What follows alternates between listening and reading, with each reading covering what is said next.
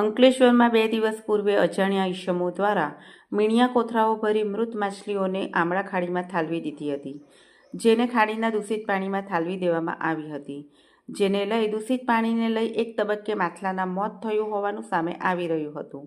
જોકે જીપીસીબી દ્વારા સ્થળ તપાસ કરતા કોથળામાં રહેલા માછલાના બિયારણ જે મૃત હાલતમાં હતું, જે આમળા ખાડીની ઉપરના તર પર વહેતી થતાં ઘટના સામે આવી હતી.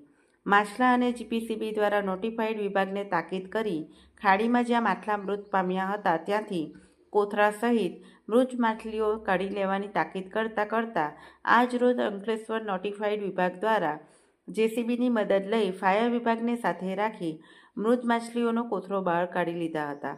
અંદાજે 15થી વધુ કોથળા ભરેલ મૃત માછલા નીકળ્યા હતા, જેને સુરક્ષિત રીતે નોટિફાઈડ દ્વારા અન્યત્ર ખસેડી પર્યાવરણની જાળવણી સાથે નિકાલ કવાયત શરૂ કરી.